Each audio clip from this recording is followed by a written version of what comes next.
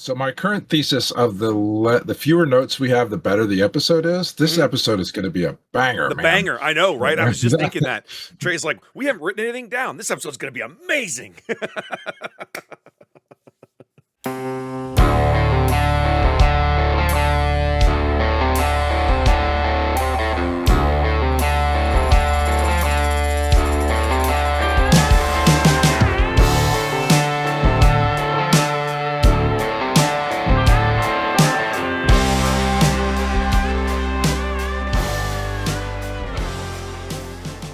All right, welcome in, ladies and gentlemen, boys and girls, gamers of all ages. It's episode 36 of the On the Button podcast.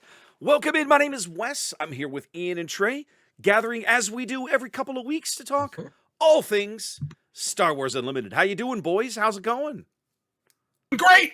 How are you guys? Let's go. We have a new set to play with.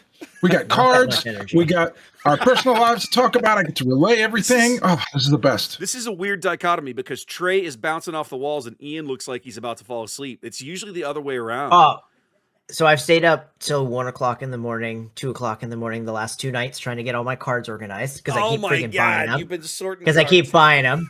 So I've got yellow, I've got cunning, heroism, villainy, and the okay. You're almost there. Stuff left. You're almost. So I'm almost there. I gave up last night at like 1 o'clock because I had to wake up at 8 for the to go to work today. So I'm drained in comparison to Trey because I've been organizing cards Now way too much. You do have some off time this week, right? I know you normally work weekends, but you have weekdays that you don't work, right? Yeah. Okay. Tuesday.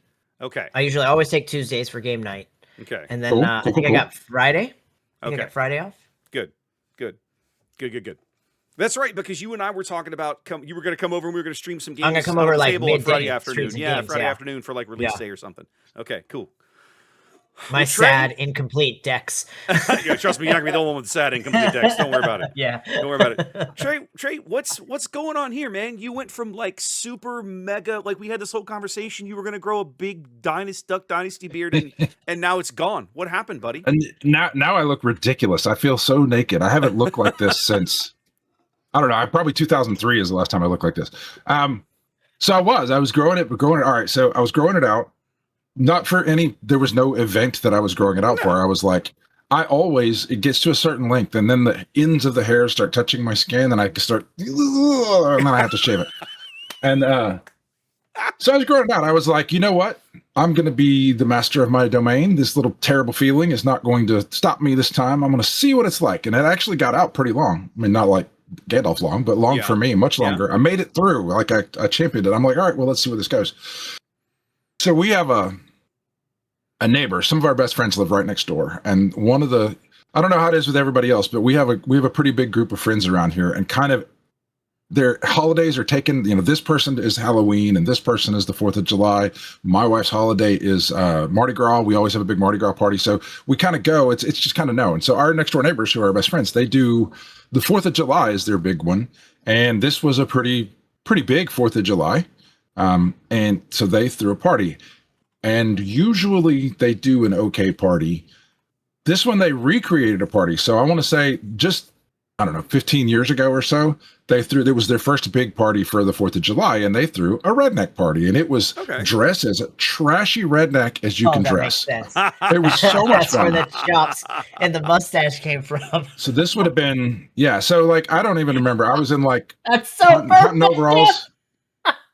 What? No, overall, all right, okay. so Ian is laughing this is so hard 15 he's years muted ago. himself now, but do continue. All right, so this is the one 15 years ago when it wasn't really that big of that big of a birthday for America. We were just having a good time. Yeah. But my youngest daughter will play along with me, not as much now, but she still plays along with me. But at the time, I could do it. I could tell her to do anything, and she would do it. And so I got a shirt made that said she was 4 or 5, and I got a shirt made. One, she had a pair of shorts that I cut like a thong that she wore pulled way up out of her the shorts that she was wearing, and I got her a shirt. I had a shirt made that said "baby on board," and she stuffed another shirt up under there to make this 5-year-old look pregnant. And she wore pigtails.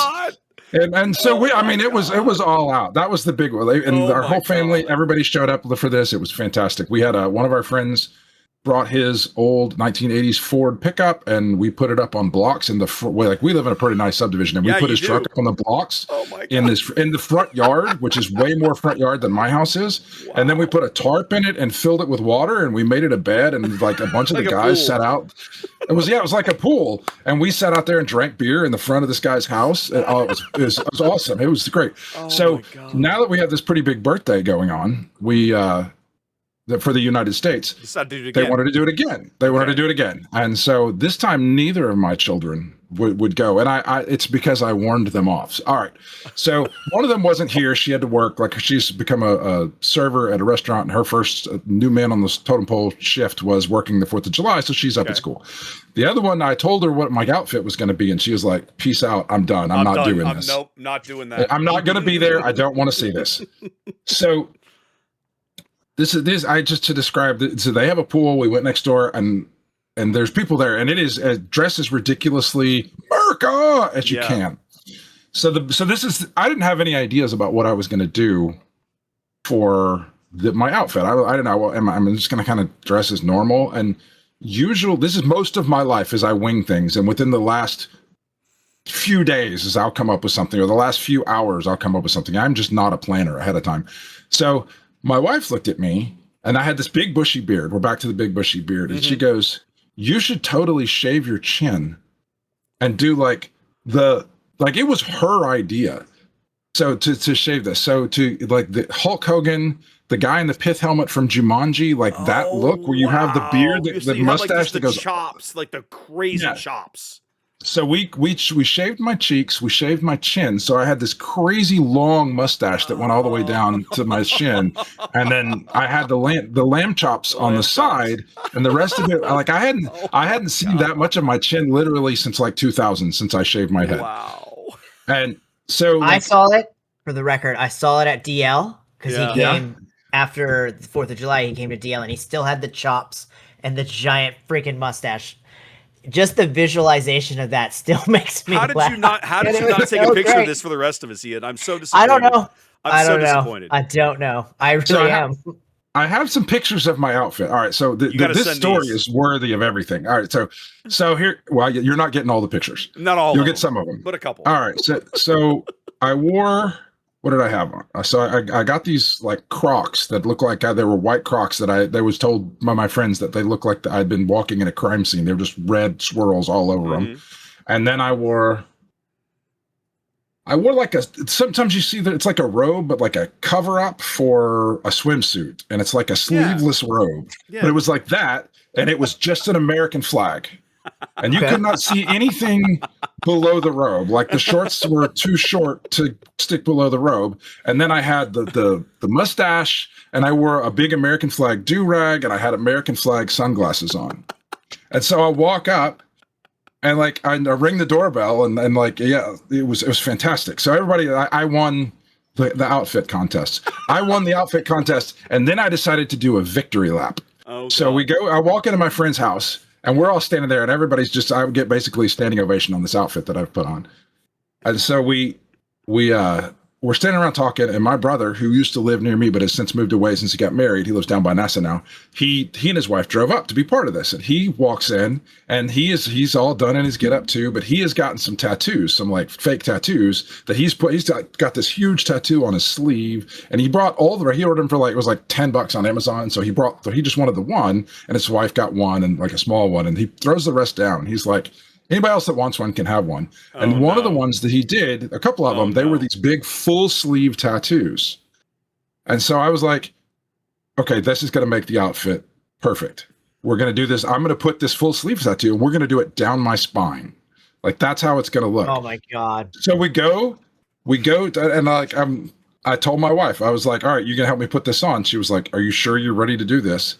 So I am. So I walk over into their kitchen. They have like a little dining area with an island, and like right next to it is a kitchen. Without saying a word, I take off the cover up so she can put this thing on my spine, and I am standing in the kitchen in a do-rag and sunglasses and shoes and a Speedo, and that's it, an American flag Speedo.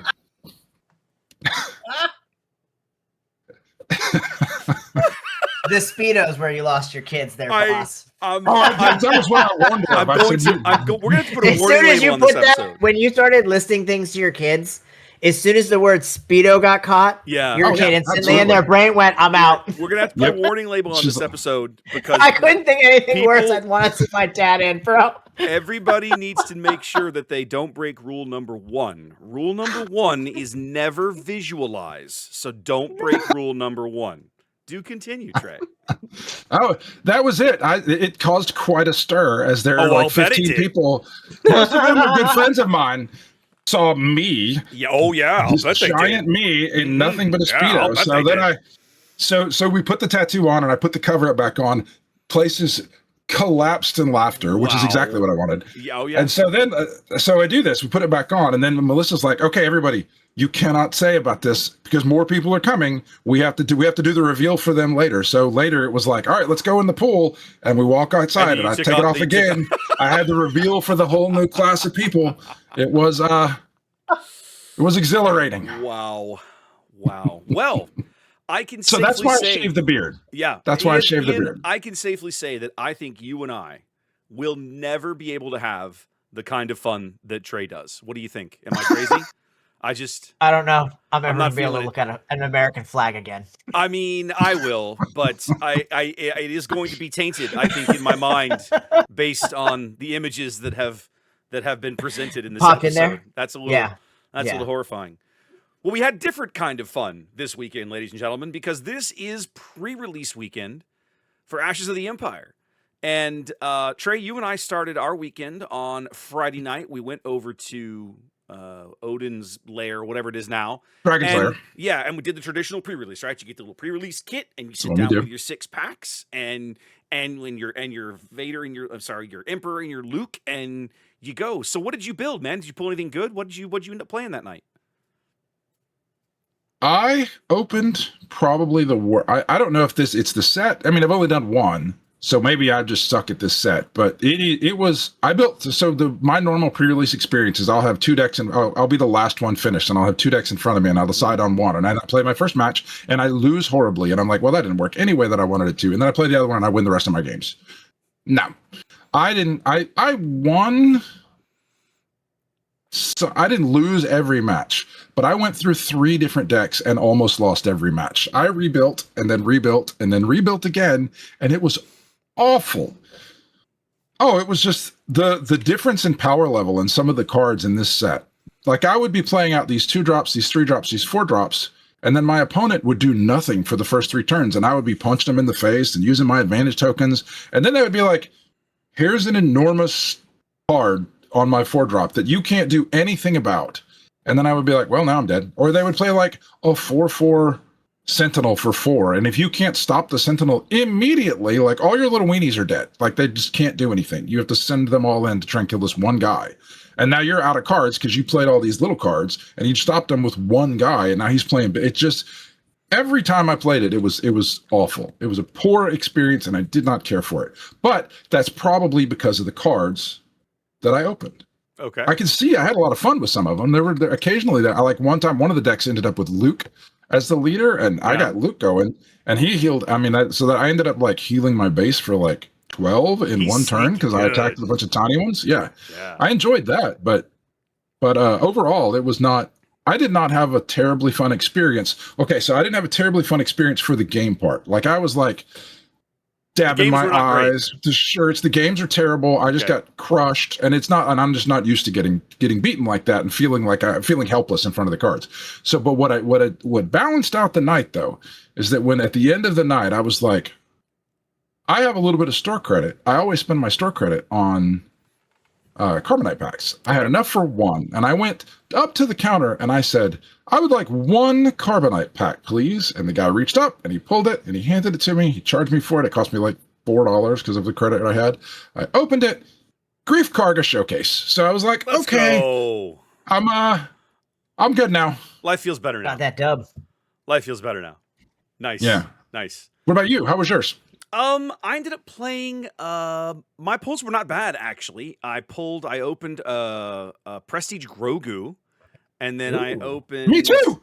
Yes, that's right. We were We did it right across from each other. That's right. That's the only time we sat near each other because you started winning, and I opened up in pack one. I opened Prestige Grogu, and then you opened another one. That's true. And we never saw each other again because you were at the end of the table that was winning. That's true. But we were Prestige Grogu buddies there for a minute. I remember because you opened yours and like 8 seconds later I opened mine. It was like, hey, that's kind of cool. I ended up playing Ezra Green, which was surprisingly good. One of the things that I kind of noticed, I mean, it felt like I didn't have a lot of like red hero or green hero cards, but the regular red and green stuff filled in just fine. Like I probably had maybe 4 to 5 of each, which I guess is fairly typical for a sealed. You don't end up with a lot of generally don't end up with a lot of things focused into like one, something and white or something and a black color scheme. I didn't open a green-white card until the last pack. Yes, I remember. That's how lopsided my stuff was. I didn't open a single green-white card until and my first deck ended up being green and white. Yeah. But I did have the Grogu, which with Ezra, I saw it a couple of games. That turned out to be a pretty good pickup.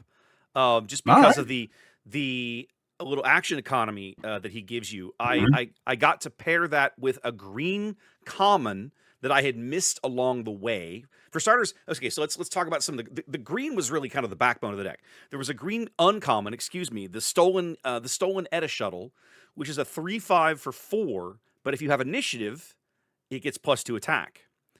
And Grogu lets you generally a little more reliably take initiative. And then I also had one of Ian's favorite card out of the set, probably the Yellow Aces Bomber, which has turned out to be just a banger card in Hero. So I had a game, and I legit felt bad for Luna, right? So I'm playing Luna. I think it was round 2, and just however you played Luna round 1. No, never mind. You played 2. You played 2. You're right. I'm sorry. It was round 2, and however the cards had lined up, I started with like, I don't know. There's a guy that you play into the ground arena, and I don't know, whatever I played, I'm playing Ezra. So I play a guy in the ground. I think it might have been the hidden Ewok or something, the little 3/2 Ewok who's hidden. So my second play is the bomber, and I play that, give it an experience, give it an advantage. No, how did this work? I don't remember. However it worked. By the time we had gone like 3 rounds, I had my all I had on the board was the Yellow Aces Bomber and that goofy green shuttle, and I had done like 20 damage to Luna's base. And it was just and she's like, what am I supposed to do about this? And I'm like, I don't know, draw space units. I'm sorry. Like, like what can you say? Like it was bonkers how quickly you could do shenanigans if you drew like the cards in the right order.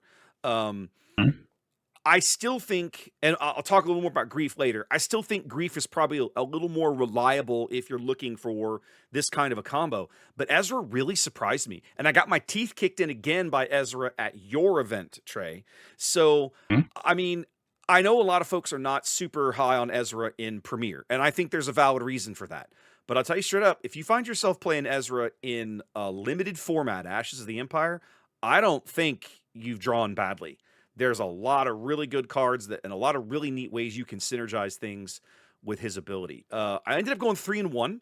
The game that I lost was to Luke. I lost to one of the cool boys who have made such a big splash when they have appeared on my stream at various events. I got the one who ran over Jason. Well, I got absolutely destroyed. Right? I sat down in round 3 to play, and I might have been Ben. I don't remember, truth be told. And I was playing, and he's playing Luke, and he used Luke's ability to outtrade me on the ground arena in about the 3rd or 4th, maybe round 3 or round 4, and that was it. I could never get back into the game after that. Every single time I put something down, he found a way to murder it or get rid of it or ignore it, essentially. And it was like, well, this is over. Like, I thought I was going to have this great plan for the Luke flip. I had 2 dinosaur turtles, which is a 7/7 for 6 in out of green. And I drew one of those thinking, all right, I'm going to get this on the board and I'm going to have it ready and waiting for Luke. So when Luke flips, I'm just going to reach out and just chomp on him and just eat him. And yeah, that did not work. Like, it was just nothing I had played in that game worked at all. So yeah, it was a bad game for me, and he played really well. So I had a great time. The pulls, pulls were not too bad. I forgot I had another regular legendary. What was it? I know I had the Prestige Groku, and I forget something else. Oh, and then my one little prize support pack was a legendary. It was a Gallius Rax, which was nice. That felt good. All right. So, and then that was what we got, our little prize support packs.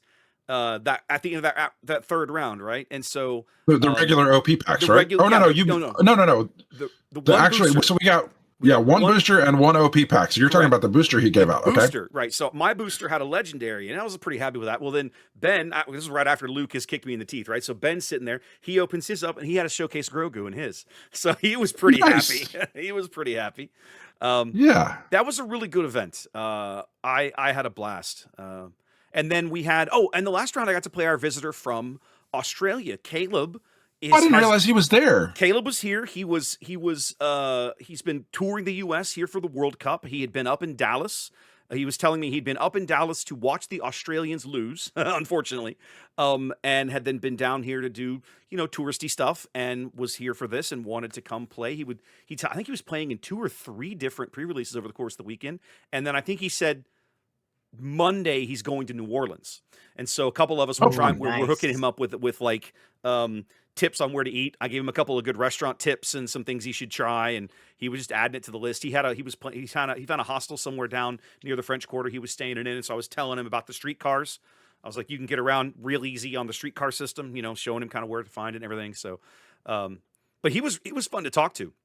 We had some great conversations because he had been touring through he started his kind of world tour that he's on. He went through parts of Asia and China. He played in an Eternal PQ in China somewhere, and I forget, he might have been Shanghai. And I was chatting with him because I made some comment about one of the guys in the top 32 at this year's Worlds is Chinese. He has been crushing all the PQs in Asia. He's been to all of them. He's won almost all of them. He won enough points that he finished like 18th, I think, on the leaderboard. So he's getting his ticket and his room paid for. I said, I want to meet that guy. I've kind of got this plan in my head to try to interview some of the, all of them if I can, but at least certainly some of the people in the top 32 while I'm in Vegas. And he was like, yeah, I met him. He's silly good at the game. And I was like, cool. I look forward to it. So we had a great conversation. Nice. He was fun. And then Saturday, we got to go over to your place, Trey. Ian and I got to play, and you unfortunately didn't. Yeah. You got to run the event, but still. I know. I could have played, but you stupid people couldn't bring one more person so that there was an all number. I had basically to buy every round. Sorry. So we've been talking for a while. So Ian, Saturday, actually, let's back up. Trey, tell us about your event that you ran, and then we'll pass to Ian, and he can talk about what he opened and what he built that day. Okay, so my event was based off of something that I did in Star Wars Destiny when I used to have pre-releases in Star Wars Destiny. The card pools there, it was just a different, you would open cards differently. There were different amounts of cards. And so I always did everybody wants to buy a box, but then you buy it and you go like shell it and sit on no, screw that. So I used to do what I called a build a box, where you would come in and you would buy a box, whatever box you were going to buy anyway, but then you would build a deck with it and you would play cards with it. And I think I came up with that on my own. But we did that if I was inspired by somebody, I really don't remember it, but if I do, I apologize. If I was, I apologize. But we would do that. And it was some of the most fun that I had playing Star Wars Destiny. And so this game came out and I couldn't just because you get so many more cards in a box, I couldn't think of a way to just roll right into that and do it. And so then one of the shops around here, a good friend of mine, Julio, started doing it in his shop, but I wasn't sure. He did a few things that I wouldn't have done myself. He made the prizes. He gets real excited about stuff and loves to give away prizes. He's an awesome guy, but he would give away like a box of carbonite to the winner. And I was like, oh, this is supposed to be a fun thing, man. This is not supposed to be a competitive thing. And then you would open up an entire box of cards and build one 30-card deck. That was an entire box of regular cards and a booster pre-release kit and build 36. one 30-card deck. Yep. Yeah, that was one broken deck. Some of those decks were stupid. It was so silly fun. I loved that event. I did too. Oh man, it was a blast. So I was somewhere like I went and played in one of his events, and so when I'm in the moment, I can be like, oh, I think it would be better if I did it this way, or I think people would have more fun if I did it this way. And so I'd really attribute me getting interested in this format again with Julio, because he put it in front of me and helped me iterate on what I thought would make it a little better. And right at the time that he decided he was going to stop carrying unlimited, I was like, cool, now I'm going to start doing this again because I figured out how I want to do this. And so what we did is I had 16 people show up and everybody gets a box. You open your box, you build 2 decks at the same time. And these are 50 card decks. That is the only rule for deck building, that there's a minimum of 50 cards. And then you're going to play with those 2 decks. You cannot share cards between the decks. So when you sit down across from somebody, you're going to play 2 games against that person. So you're going to have one of your decks and you're going to play them with one, and then you're both going to set those decks aside. You're going to grab the other deck and you're going to play that deck against the other person.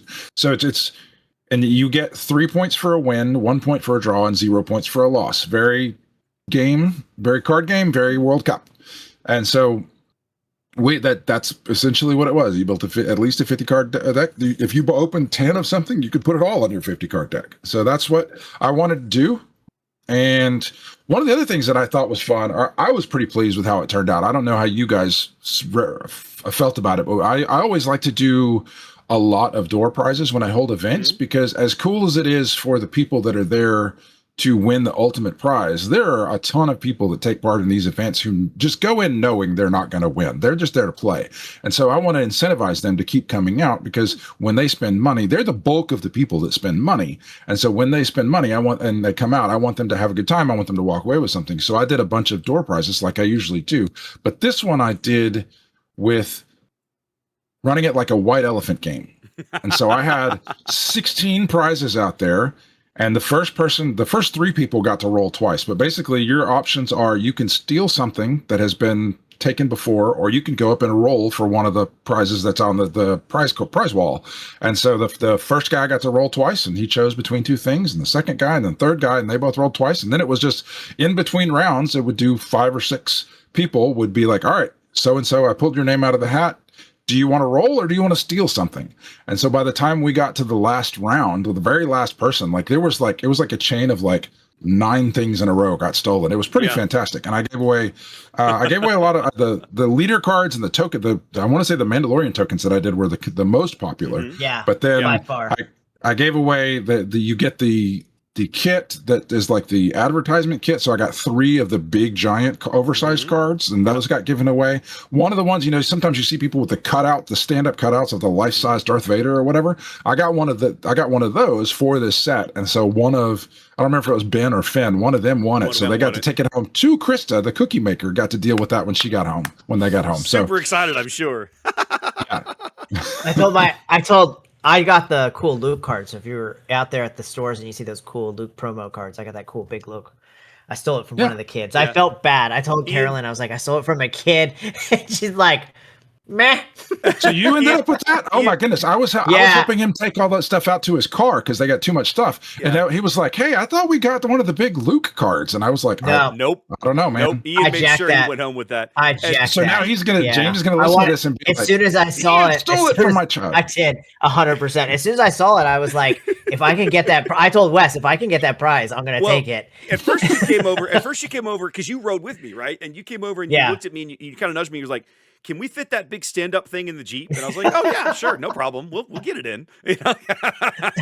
Jonathan said he wanted the standee, so he's the one that took the stupid Balin skull card from me. I didn't realize that bastard. I didn't realize that when I took something, it was going to be the last, right? Because the Mando promo was at its last take. The Luke card and the standee. So So if you're listening to this and you don't know what we're talking about with the last, a lot of times you'll run these white elephant things where a gift can only be stolen a certain number of times. And so with this one, it was 3.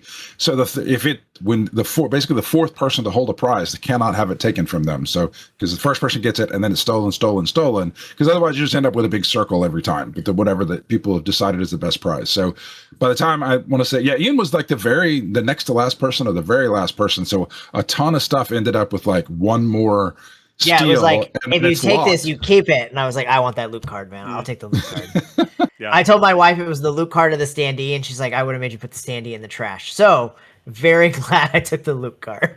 There you go. All right. So as players, what did you guys think of the event? Go ahead, Ian. I liked the event. I thought it was a lot of fun. You got to play and see a lot of the cards. Yeah, right? that was fun.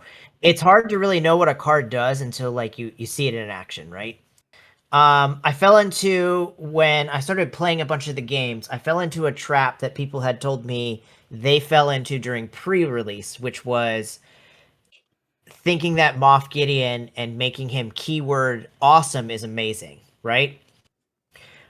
I thought I had built a pretty good Moff Gideon deck, and I thought it was going to play pretty well, and I was killing all these low-end units to make a really cool, like, Moff Gideon with Sentinel and Shielded and, I don't know, Raid or whatever else he can gain, right? And I thought, okay, let's try to beef him up.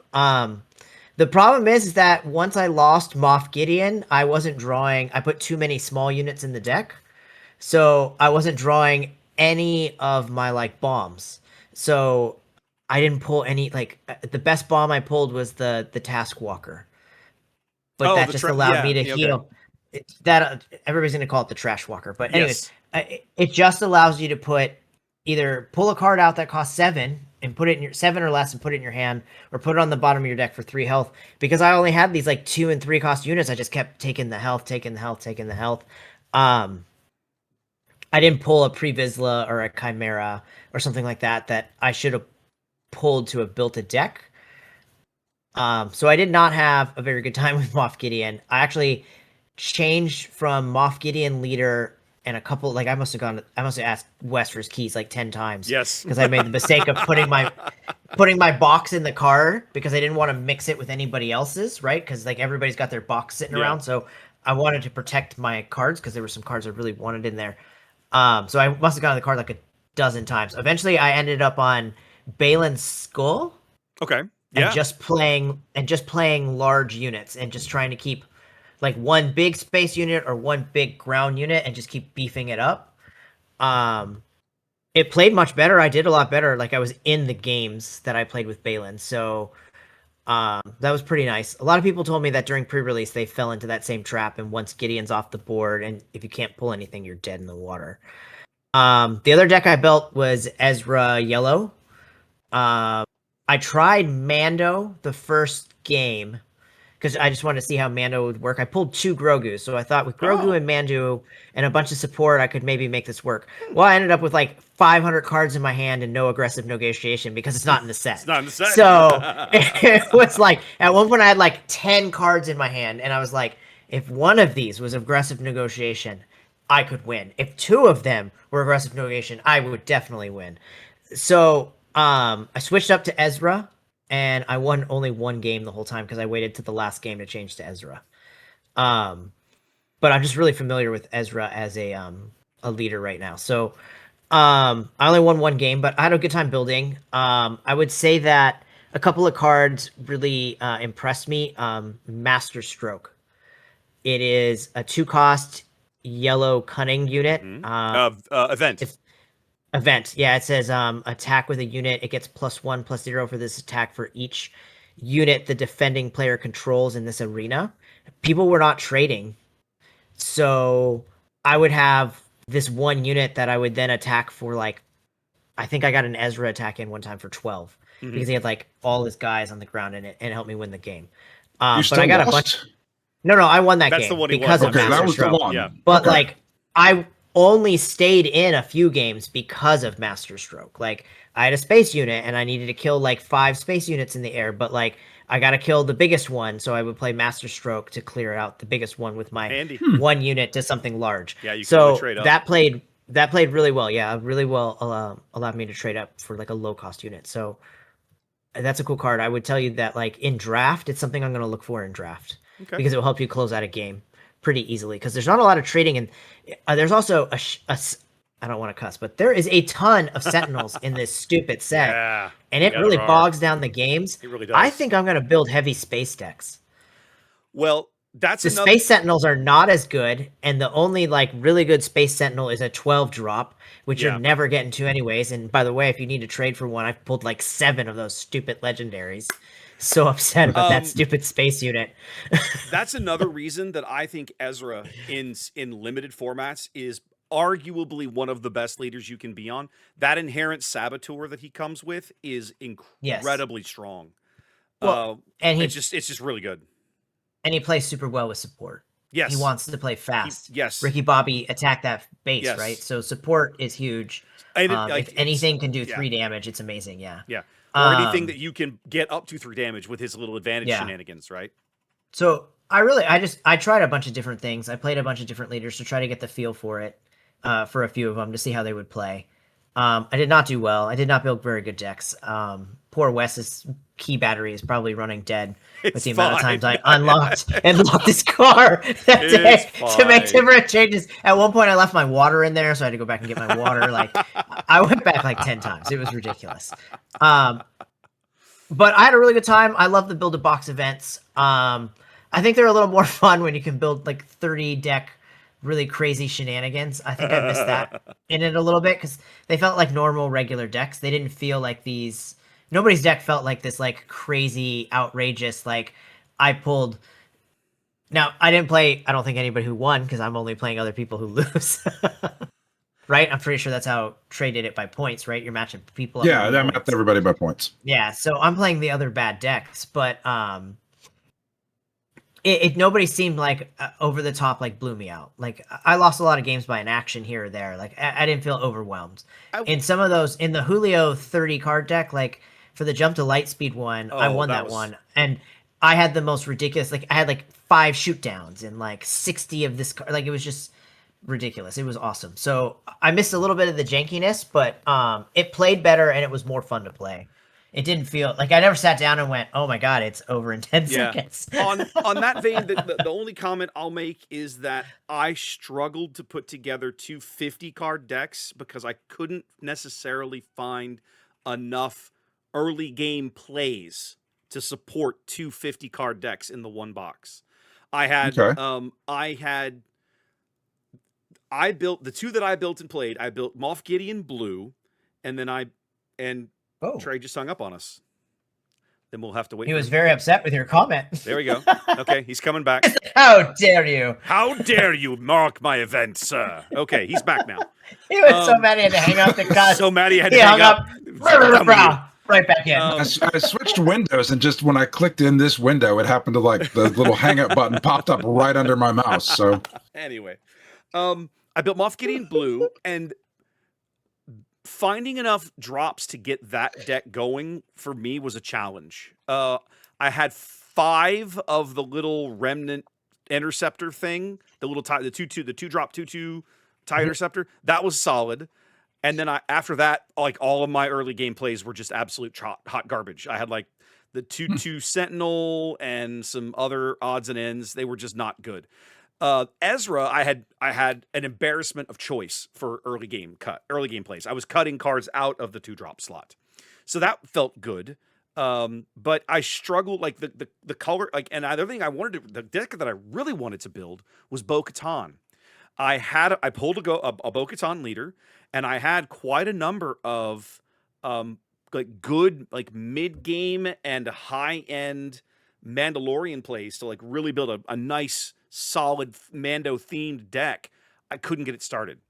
And I'm actually not convinced that has everything to do with the box and something to do with the set. I'm not sure the set is designed necessarily that way. I'd have to go pull some numbers and look at it, but it was a So you think she might be a more constructed leader? Maybe, but even then I'm curious.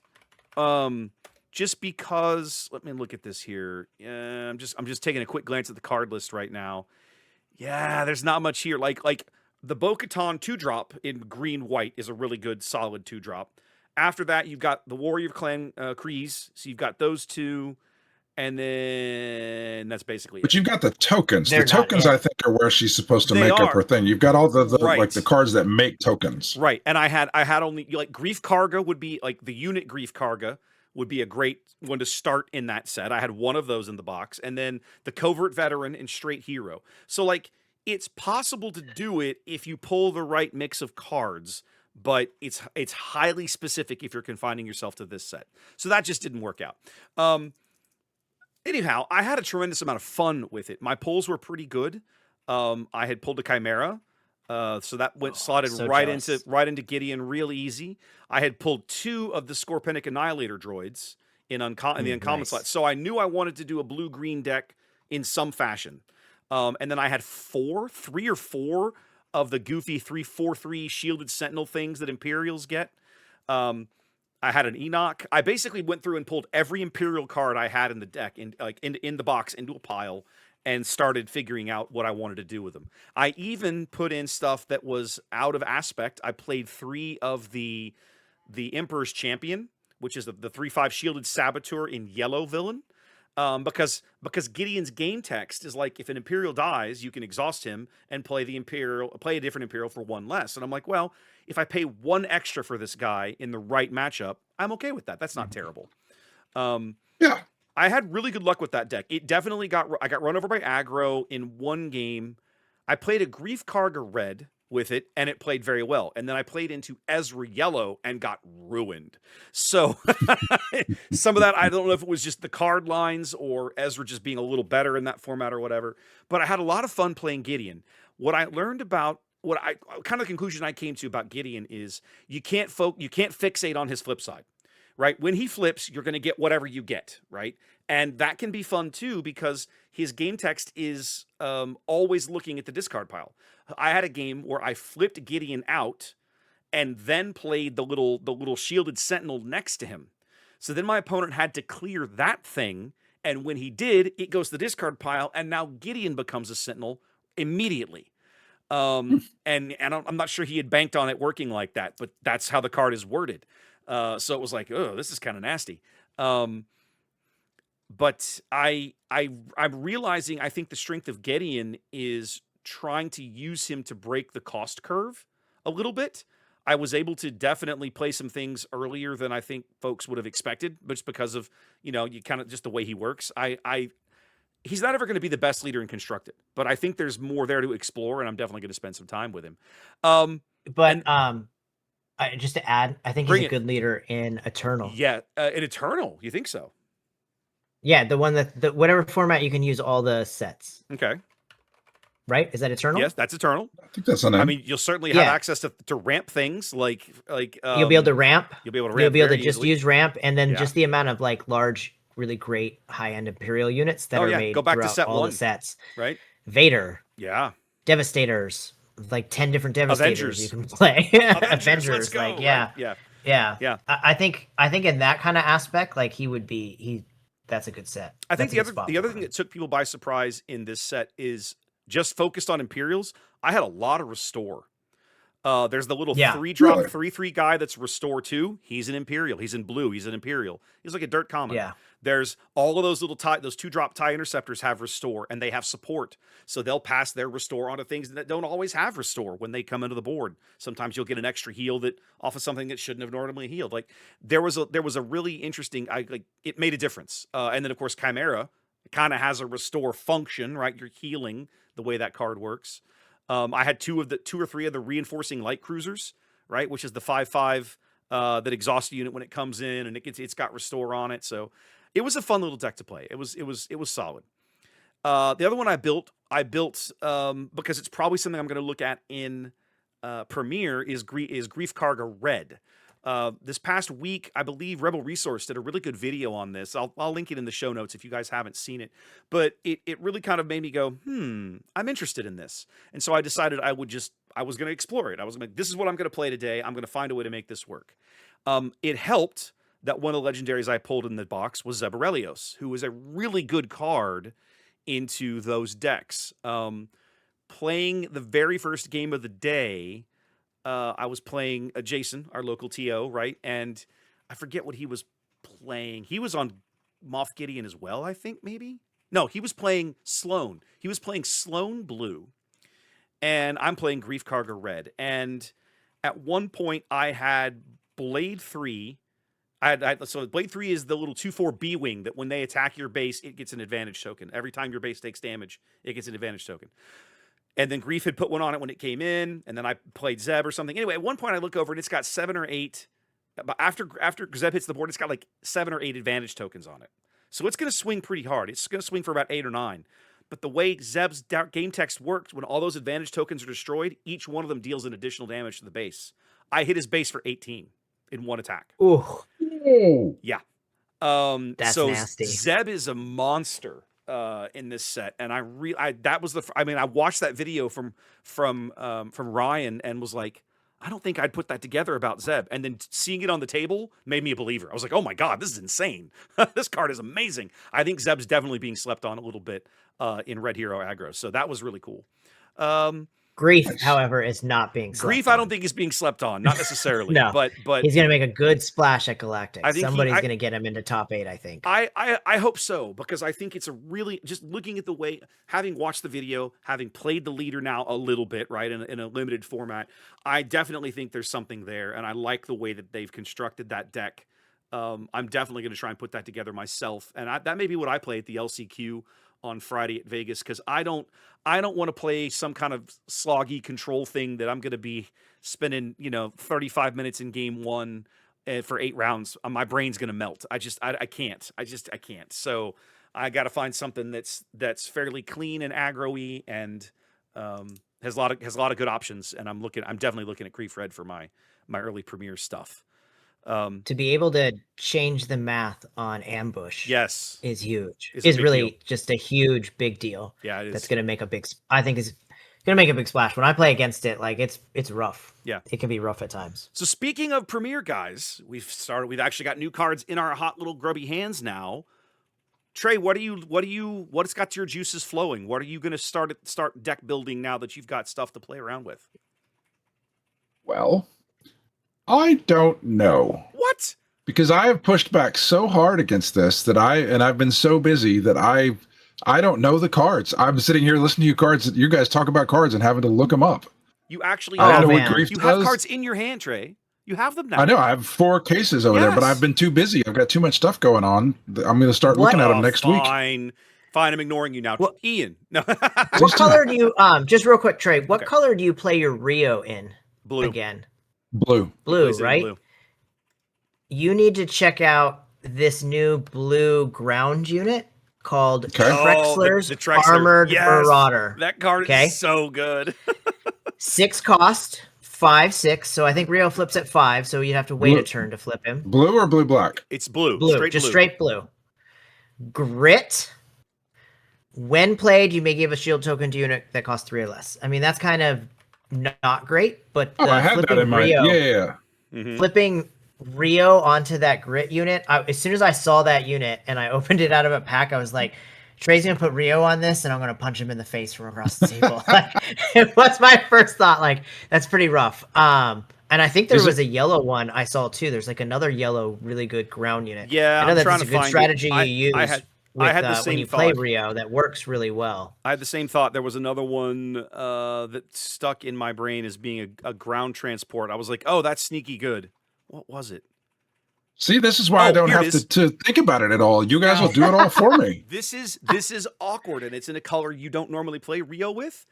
But there is now a 4/5. Now, this is not helpful to you, but it's a Saboteur ground transport. A vehicle transport. What color? Red. Okay. So anyways, that's something like I have always kind of looked a little bit at Rio Red. I've always wanted to make that combo work for whatever reason. There are some good transports in Red. Razor Crest is a transport, right? But of course, you're getting Saboteur off the leader, so having Saboteur on the card is like, no, this feels kind of sad. I don't need it. But anyway, no, but it would be like a second thing too. You would now have 2 Saboteurs, which is really powerful. That's true.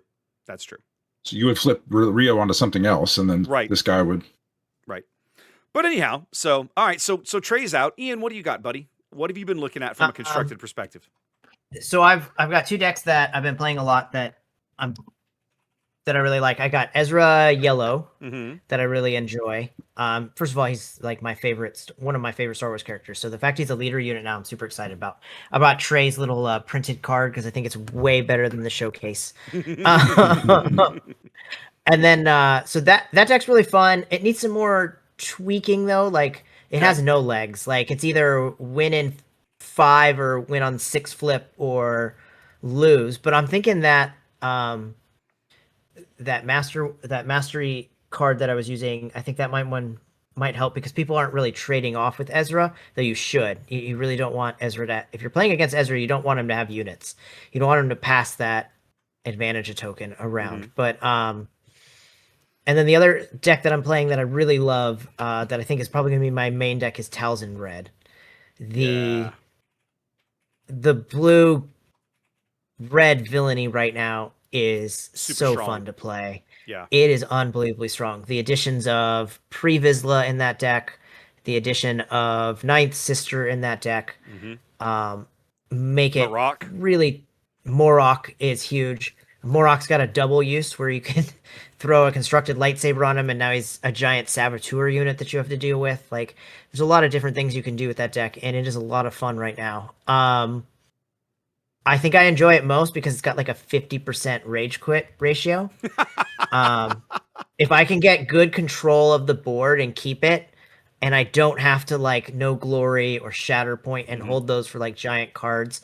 Yep. Same for the late And game. then like if you play like and when you play a Ninth Sister at the right point, it is really rough. Like I've watched people discard like, so what did somebody discard? The Executioner. Oh. Or not the Executor. 11 class Executor, yeah. Oh. That hurts. That was really fun, and they cleared their own board. But Yeah. I mean, they immediately played out a single laser or a single ignition reactor. But Oh, okay. Yeah. just the amount of things that like that deck has and the different tools that those two color combos have right now are really, really fun. I think red yellow heroism is really good too. I'm not sure who the right leader there is in construction in constructed. Could still be Lando, it could be Grief Karga, but support is super heavy in those two colors, and they're even more heavy in heroism. Yeah. And the amount of support there is really fantastic. Some of the units that don't even make sense really make sense. That R5 unit that has support that allows you to take your cruddy unit and take off a giant, like a constructed lightsaber off the bat, because it on attack it defeats a upgrade. Like there are some just really fantastic cards that are really, I think, going to help that color combination actually be playable this time. How about you, Wes? What are you working on? Especially after this weekend, I got to give Gideon a try at some point. He's not going to be on my short-term radar. But you and your Imperial love. Absolutely. We finally have like a bit of an Imperial tribal leader who feels like he's got some pretty good lines to work with. And I'm kind of like, okay, I got to figure this out. The drive home after I dropped you off on Saturday, my brain was chewing on Gideon Red, right? What I finally realized was the whole value in Gideon is being able to cheat the economics of the game, right? Which is, as traditionally has been fairly powerful. How can I work that to an aggro advantage to put pressure on my opponent to force them into bad board positions? So that was the process that I was trying to run through in my brain. And the interesting thing about Gideon is it finally dawned on me thinking through it. You don't necessarily need every card in the deck to be Imperial. You need the cheap stuff, to the early game stuff, to be Imperial, so that it dies and will fire off his game text. But his game text does not require the card you are getting the discount on to be Imperial. So that could be interesting too. So yeah, I'm gonna have to doodle that for a while and see what I can cook up. There's definitely a couple things that I'm gonna loop into Yularen. I have never torn my Yularen deck apart, and a card like Follow Me out of this set, which is, attack with somebody, hand off advantage tokens. The way Yularen works, if you can play that card on Yularen's flip turn on Yularen, like you flip him out, play that, he attacks, packs off advantage tokens, that thing immediately attacks. That's like basically like a 3-cost pump for Yularen essentially. That could be really fun. I like that idea of that card. So I'm going to spend a little time looking over the set and figuring out what I can kind of work back into Yularen maybe, because I'm not ready to tear that deck down just yet. I really like Yularen Red. Shin Red is on my list, right? You guys, I messed around with Dedra Yellow. We've talked about that on the podcast. I want to kind of morph that into Shin. I think she's got her board control mechanic, I think is really cool, is really interesting. And I'm really interested to try it with the hand destruction stuff. Just be like, okay, I'm exhausting your board and I'm ripping your play out of your hand, and like all these kinds of things. So I want to see what I can do with that and mess around with that. That's probably something I'm going to try and get build for us to play around with on Friday, Ian. So we'll see how that goes. Okay. Let's see what else is on my short list. I definitely have to build Grief, because that's likely going to be what I'm going to run in Vegas. I want to see your Talzin Red list. I was When are you going to play all these cards in this deck? How often do you play this game? going to Vegas, buddy. When I'm going to have plenty of You're going to build opportunities. all of that for Vegas? I did. I built a bunch last year. I built a bunch of stuff for Vegas last year. He had I like didn't play it all. 12 Okay. decks last year. I had for a lot. Vegas. I had a lot of stuff. He had a lot, Alright. and that's not even the decks he built for Now, Heather. the other thing too. is, that's the other, yeah, I got to build something for her too. I mean, actually, she may end up playing one of the TS decks. We'll see. But some of this stuff I'm not going to build right away, right? Like I'm probably going to build Shin this week. I want to look at your Talzin Red. I was and I've talked about this on a previous episode, I think. I was kind of underwhelmed with Talzin Yellow in this set. I thought that deck was going to just be better and feel better, and it just didn't. It felt super underwhelming to me for whatever reason. And Black Surrey, red, blue villain right now is in a place where I almost think there are about 4 or 5 leaders that you can plug into that archetype and have it work really well. The cards are so good in that archetype right now, whether it's Talzin Red, whether it's Cad Bane Blue, we're going to see plenty of that. I think Maul Blue would be just fine. I think Thrawn Red would be just fine. When defeated, will be there. Yeah. I think all of those are strong enough that they are going to make impacts in Premiere over the next few months. The card pool is just so deep. And then I don't know when I'm going to get around to it, but Grogu has inspired me, right? I definitely have to go back and build Cassian Blue again, or actually build it in Premiere. The Grogu card. I thought you meant the Grogu card. leader. No, the Grogu card. And I was like, bro. Not the leader. Good luck on that. The leader is, to me, the leader is hot garbage. But the card, the legendary card that, the little bit of action economy, grab initiative, attack with a unit, right? Mix that in a deck with Cassian and or out of set 6. Mix it in with Zeton Moj and some other things, and have fun. And I think that could be really, really, really interesting. So I definitely want to mess around with that. Yeah, that's probably about it. I'm actually genuinely curious having that conversation about Bo-Katan now, if I could actually go back and construct it and find a curve for that deck that would work. It's the kind of thing that I would probably build for funsies. Like, I don't expect that deck to be competitive, but I'm curious. The deck builder in me wants to know, does the curve exist in the current card pool for this to function, or have they left her in the same place that they left Phasma and Holdo, rotting without cards to support her, right? I don't know. It doesn't feel like she's quite that bad. Option B. You think so? Yeah, she doesn't have enough card pool. You can go back and look at it. You're gonna struggle to find 2 drops, 3 drops. Like it's. I mean, in Eternal, she'd be fine, but in Premiere, I think she's going to struggle. Yes, I think Eternal, she's fine. Premiere, I don't think you can build her. Okay. Too hamstrung. Anyway, but that's just kind of some of the random ideas I got rattling around in my dusty old brain. As we head towards the Galactic Championships, which is now like less than 2 weeks away. We're right on Sunday. It's the Sunday the 12th as we sit here and record this. The first day of the event is Friday the 24th. So yeah, less than 2 weeks now. Ian, I know you're not going to be there, buddy. We're going to miss you. Boo. Boo. Yeah. Boo-hoo. Boo-hoo. It sucks I won't be there, but I mean, I'm sure it will still be a great time. It's been really nice, everybody who's told me how much my boss sucks for not letting me go. At Trey's event yesterday, at least 5 people were like, "Your boss sucks, bro. He should have let you go." Now, you do have one advantage though. You've been before, right? So you are a veteran. So what kind of advice can you give to folks either that are returning or first time visitors to the GC or to Vegas in general? So like me, I've never been to the GC. See, there you go. So Trey is a good audience for this question. First thing I would tell you is really decide how you want to spend your time. There's kind of 2 different ways you can spend your time, right? You can jump in with your group of your friends and you can ticket grind, right? Where you're just splitting tickets to get the coolest prize wall stuff, to get a bunch of the showcases if that's what you want for the Twin Suns or whatever. If that's what you want to do, find 7 people, find the best split, and just do it all day, and they'll let you, man. The FFG people will gladly take your money to sit you down, to hand you little pieces of paper, and you fill out a little tournament bracket, and you're gone. If you want to play kind of more competitive games, and you don't want to just split tickets, sit down, split tickets, sit down, split tickets, I would recommend doing tournaments or playing Twin Suns. Those games seem to be a little more overall competitive, and people actually wanted to sit down and play the games. I think if I was going this year, I would do more of the tournaments. Like I would do like a daily tournament to try to win some of those silver packs.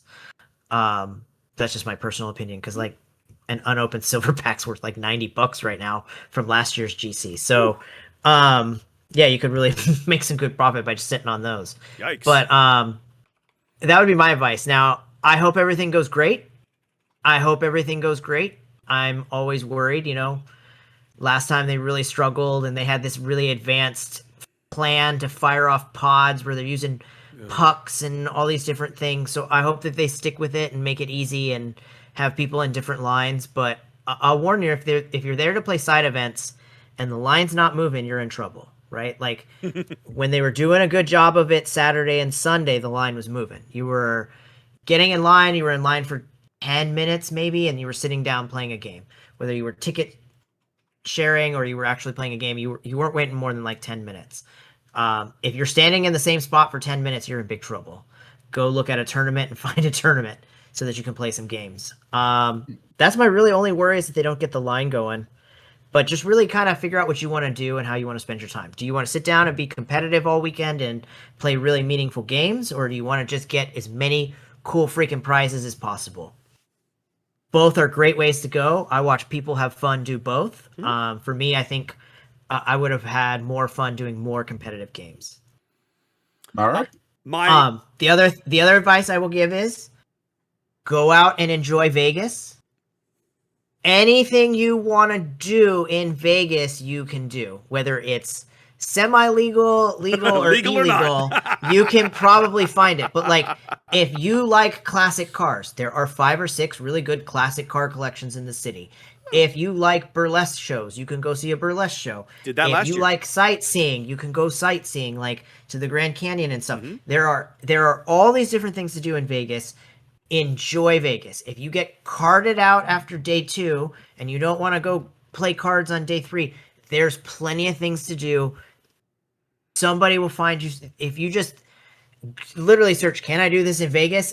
If it's legal, it will come up right away. If it's illegal, ask your local bellhop. Ask the concierge. They'll find you. Yeah. Yeah, they'll help you figure it out. Ask your concierge. But, They'll help you figure it out. Enjoy the city. Like the most fun I had at Galactics last year were the things that I did with people outside of playing the card games, right? That's where I enjoyed my most time. So I would tell you to enjoy Vegas.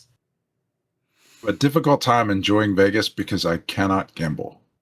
As soon as real money falls on the table, you don't have to take it. Oh, I know. This has always been my historical. I know there's other stuff I can do there, but this has been my historical issue with Vegas, and why I'm so much more of a New Orleans person than I am a Vegas person. Because if I sit down to gamble at anything, the moment real money hits the table, it's too real for me, and I can't enjoy it. I can go spend a bunch of money on some cardboard and then play with the themed cardboard and have Star Wars or fantasy or whatever it is. That is totally different for me. You own the cardboard, bro. Yeah. And once there's dollars on the table, it stops being fun for me because I take it too seriously. Okay. We're around the same age, Trey. Do you like classic arcade games?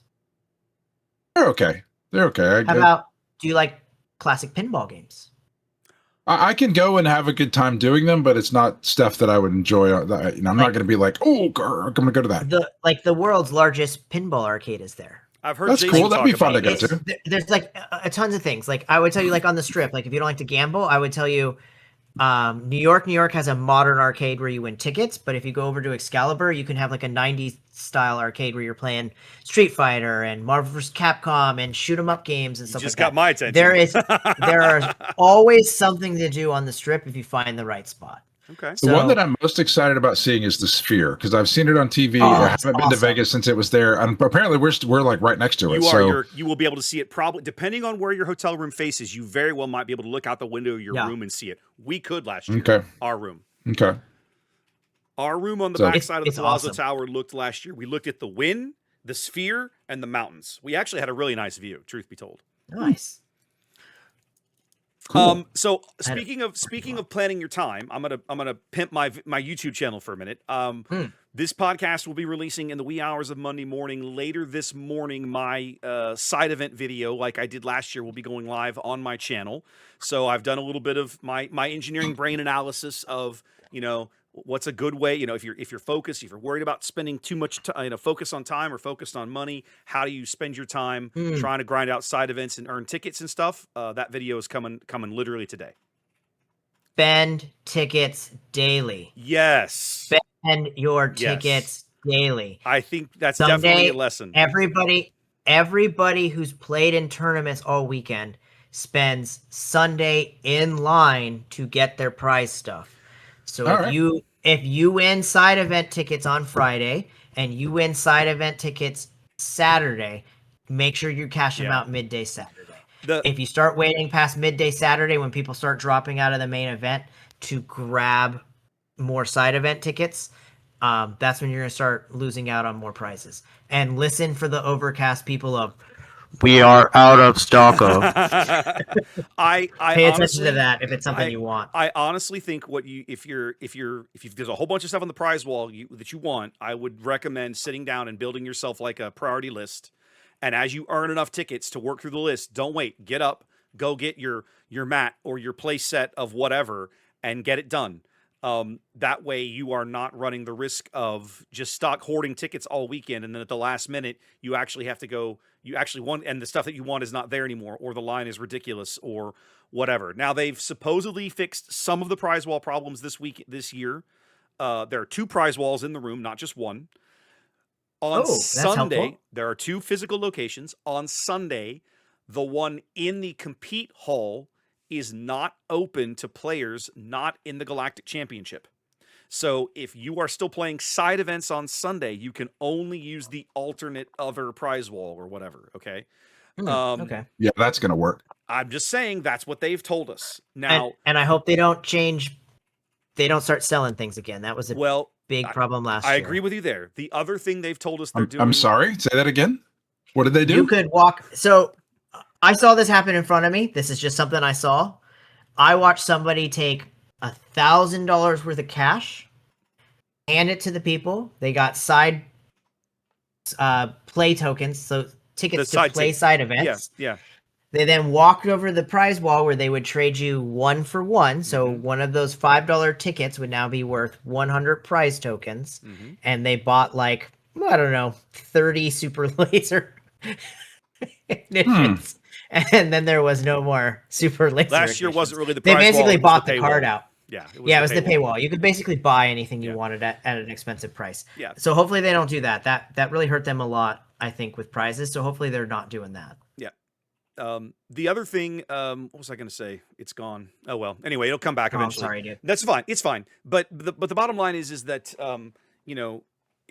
definitely there's things have supposedly improved in some of these departments. We shall see. But definitely spend some time kind of roughing out what it is you really want off the prize wall. That's what it is. Some things we have been told, some things are going to be limited to 1 per person. So I think the showcases are like this. I don't know about what else, but so I think they do have finally for certain things on the prize wall, they're going to scan your badge, and that's the only one that you can buy, whatever it is. And I think it's going to be things like the big showcases, maybe probably that deck box, that GC themed deck box you can get off the prize wall. That's probably a one of those kinds of things. The mats and the sleeves, I doubt they care about, right? But other things are going to be, there's certainly some things are going to be limited to 1 per person. For me, I've kind of looked at it and sort of started roughing out my weekend. I know Friday I'm planning on playing in the Last Chance Qualifier. I was telling Trey, Sunday I think is going to be just Twin Sunday. I'm just going to call it. I'm going to call it Twin Sunday because my plan is to get in there. It's going to be super low key. I'm just going to play TS all day and meet people and have a good time and just not be stressed. Last year's Sunday was stressful because we were grinding tickets for no reason. Well, we were trying to grind tickets, and then it turned out after we had been grinding tickets for 3 hours that we were grinding tickets for no reason. And then we spent 3 hours standing in line, and then I was just pissed. So I want to avoid that, and so I'm going to try and get the stuff that I really want off the prize wall by the time I walk out of the hall on Saturday night. And then Sunday, anything I get on Sunday is just happy, fun bonus time, right? Like whatever. That's my plan in my brain. I don't know what I'm going to do on Saturday just yet. I've got to think through it. I was telling Trey. Well, it depends on how you do Friday, bro. That's fair. I was. If you crush Friday and you make Saturday, you know exactly what you're doing. You're trying to come back and be the Galactic Champion on this podcast, bro. Sure. I want to talk to the Galactic Champion every day, bro. Good luck with that, because he is probably not in this room. No, probably not. This seems highly unlikely. I'll tell you this, Trey. We were driving over to your event on Saturday, and I was telling Ian, I was like, honestly, my top end goal would be to play through the LCQ on Friday, qualify for day 2, just because I want the loot, and then just drop. Like, I don't really want to play in day 2. And he's looking at me like, are you on crack? You're going to drop out of day 2? Are you on crack? And I'm like, what? He goes, dude, if you make day 2, you have to play, or I'm going to ruin you. Oh, like, dude, you've basically won a PQ. To get there, you've basically become a PQ winner. No. They don't take that many. What do they take? 16? Well, so right now it's going to depend. Give me a moment and I can get you a number.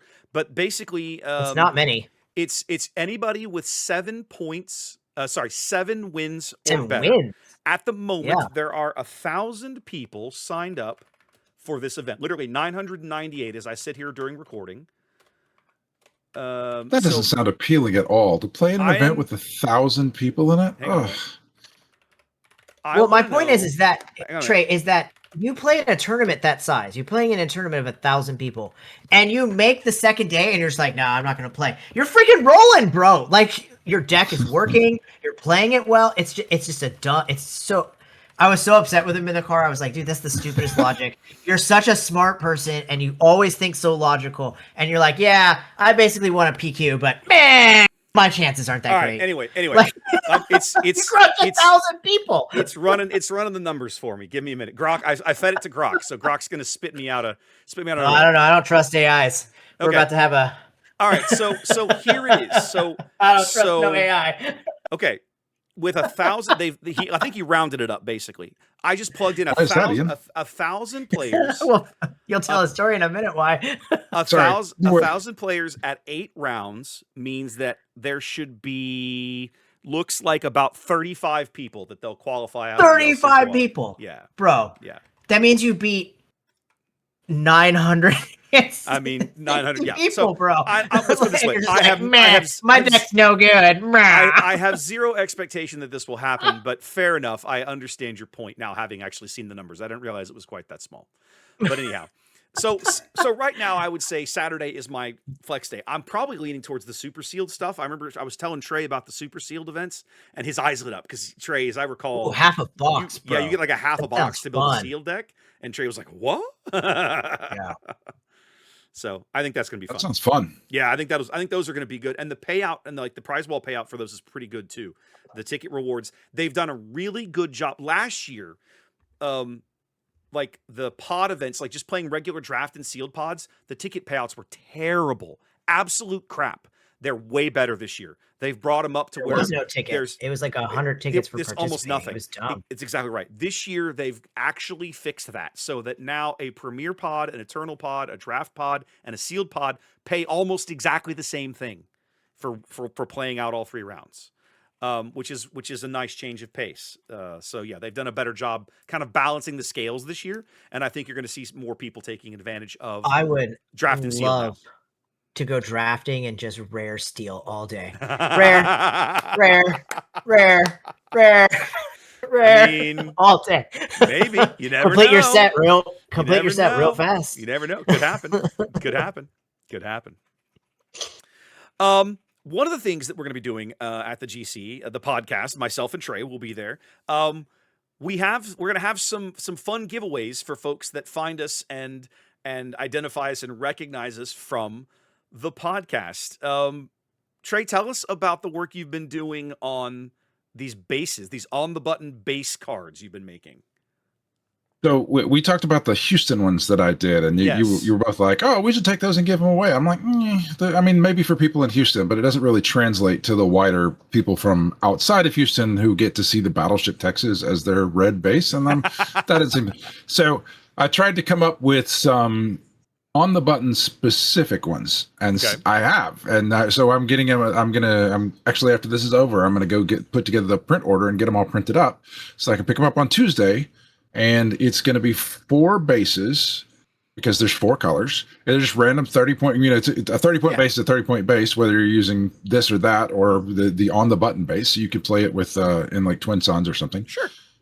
And they are based off of the 3 of us and the place that we like to play. So the green base is Ian's pet store. which I'm still working on that one. The red base is Wes's streaming setup. The yellow base is me hunched over a table working in a factory in Kingwood Hobbies, and then the blue base is Dragon's Lair, and so there's where we play all the cards most of the time, and so that's where that's the bases we have, and so the idea is that Wes and I are both going to have these bases on hand, and if you would like one of them, just come up and say hi. I'd like a base, and we'll hand them out to you. Absolutely, it'll be fun. I do have an interesting story about the art part of it, though. Yeah, you got to tell this story. We're gonna close. Where's my phone? I want to quote this. Oh, this is amazing. Tell your story. Go ahead. This but I have the quote, and it's freaking hilarious. This goes to Ian's AI comment a minute ago, I think. Yeah. So I did this. So the way that I do these bases is I can do art. Some of the cards that I do my own. I have decent Photoshop skills, but I use every tool available to me. When one of those is AI, because these can either not exist or I can use AI. So that's what I'm going to do. I can't pay $300 for every card to get somebody to do the art for me. So I use AI. I use Claude, and I sit in front of Claude and I have a conversation with Claude, and it helps me work through what I want this scene to be. And so I'll come up with a scene, and then I'll give my stipulations to Claude. I'll be like, well, it has to be, this is the shape of the image. It needs to be this big and this deep. And so it'll give me then it spits out the prompt to then give to the actual art generator. And so I'll give that to the art generator, and then I'll iterate on that several times. I'll put it into Mid-Journey. I'll be like, oh, well, no, this guy came out with a beard. Make sure this is not a beard or something like that. And so I go back and forth. Well, I was working. These are supposed to be cards that are, when you play with them, you're reminded of some of the things you've heard in this podcast. And so for me, it's me talking about, like, me hunched over working on stuff. It's Wes broadcasting. Well, one of the things that I come up with that Ian does is Ian talks a lot about his job. And his job, I love my job, man. I love it. That's great that you love your job, because it makes you be there all the time and miss a bunch of stuff. It does.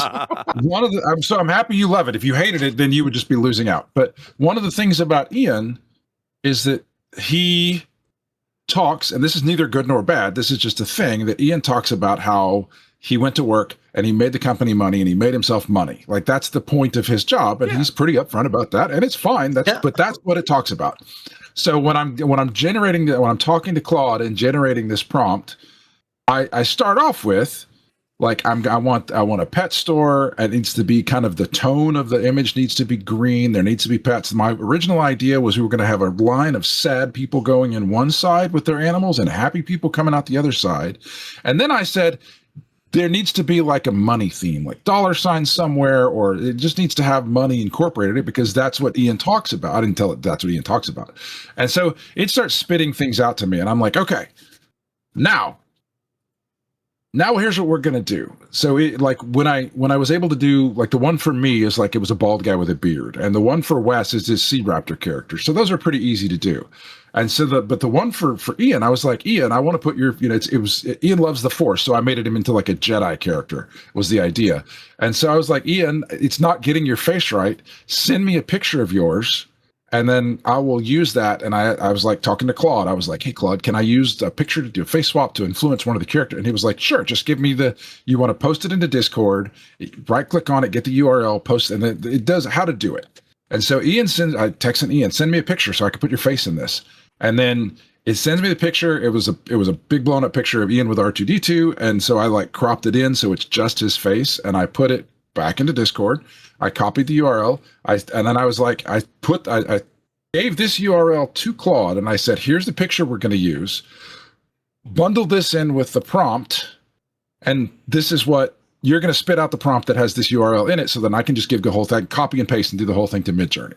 And here's where it goes off the rails, ladies and gentlemen. So I get this text from Trey. I'm going to read the whole thing. A message on Discord. Wow. In an effort to not be racist, Claude is being incredibly racist. This is what Claude said when it uses my photo. That's obviously a Jew, and I'm not going to give you a prompt that puts a Jew in a situation where they're concerned about money. Holy crud. Yeah. First of all, the first thing I texted Trey back was a bunch of laughing faces emoji, and the fact that, well, I am 100% kosher beef, so Claude's not exactly absolutely wrong. Are. You absolutely are.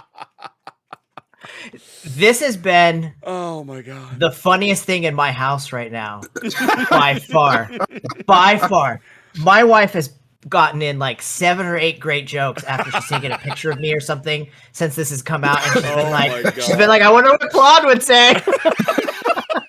You're eating ice cream. Can you eat ice cream, Ian? Are you allowed to do that? First of all, Yeah. the pictures with all the cats and stuff, my wife, I showed those to my wife. She absolutely loved it. She hates Great. Star Wars, but she hates this game, but she actually loved that. She's like, that's going to be your card? And I was like, something like that. And she's like, that's so awesome. Ian cracked me up the other night, right? We did our pre-release Dragon's Lair on Friday night. He comes by late. We're almost done. Dying. He comes by late to buy a box, right? He's like, hey, I know I can come in and buy me a box and I want to get started. So I'm like, hey man, I bought a box. Let's sit here and shell these boxes in together. He's like, no. Yeah. He's like, no. I have to go home to open this box. So what are you talking about? He goes, my wife likes to open packs. I said, your wife hates everything about this game. He goes, no, not everything. She likes opening packs. So